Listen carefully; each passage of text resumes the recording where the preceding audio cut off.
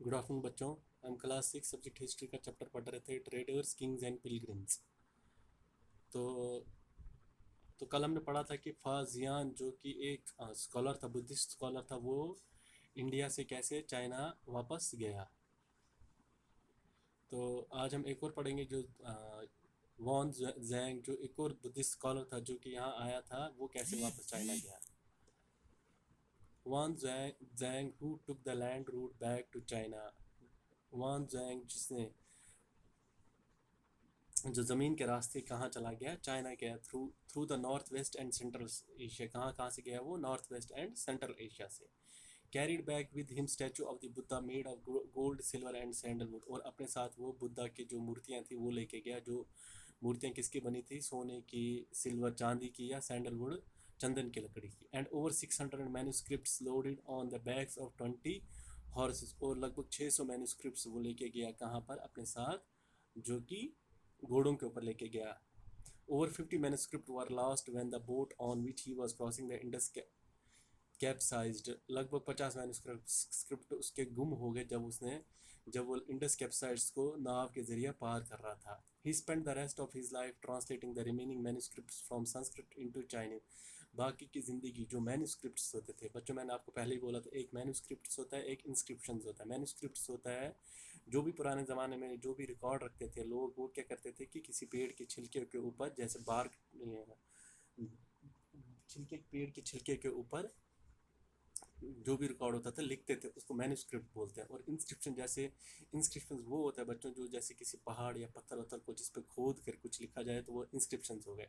तो इसने क्या किया था कि जो जितने भी मैन्यूस्क्रिप्ट थे वो यहाँ से ले गया था। लगभग उसने 600 मैन्यूस्क्रिप्ट से 20 घोड़ों के पीठ के ऊपर लाद के ले गया था, जिसमें से 50 उसके गुम हो गए थे।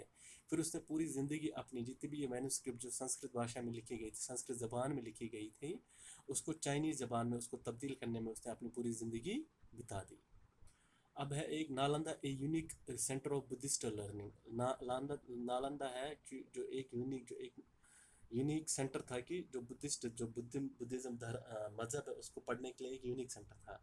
Hwan Zhang and other pilgrims spend time studying in Nalanda. जो हुआन ज़ैंग और दूसरे यात्री आते थे, पिलग्रिम, मैंने कल आपको बताया था कि जो मंदिरों में जाते हैं इबादत करने के लिए, दूर दूर बहुत दूर से आते हैं, जो अलग अलग मंदिरों में इबादत करने जाते हैं। जैसे कि ये हुआन ज़ैंग भी एक पिलग्रिम था जिसने बहुत सारा टाइम उसने नालंदा में पढ़ने में बिता दिया है। नालंदा कहाँ पर है बच्चों, जगह ये बिहार में है। The most famous Buddhist monastery of the period, जो उस समय की बहुत ही मशहूर बुद्धिस्ट जो मोनेस्ट्री थी उस समय की। This is how he describes, इस तरीके से उसने उस नालंदा जो जगह थी, जो पढ़ने की जगह थी, उसको क्या डिस्क्राइब किया। The teachers are man of the highest ability and talent.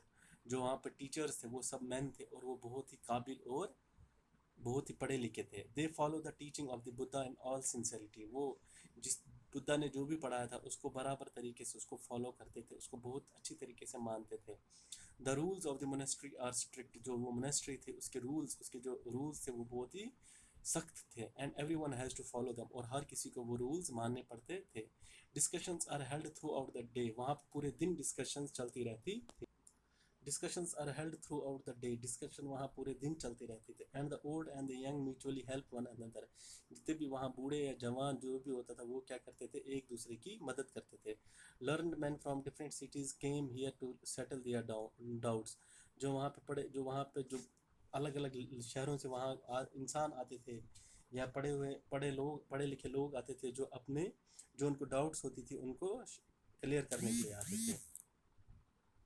The gate keeper ask new entrance difficult question. जो गेट कीपर थे वो जो वहाँ पे जो नए बच्चे आते थे उनको मुश्किल सवाल करते थे। They are allowed to enter only after they have been able to answer this. उनको तभी अलाउ किया जाता था जब वो इन सवालों के जवाब दे।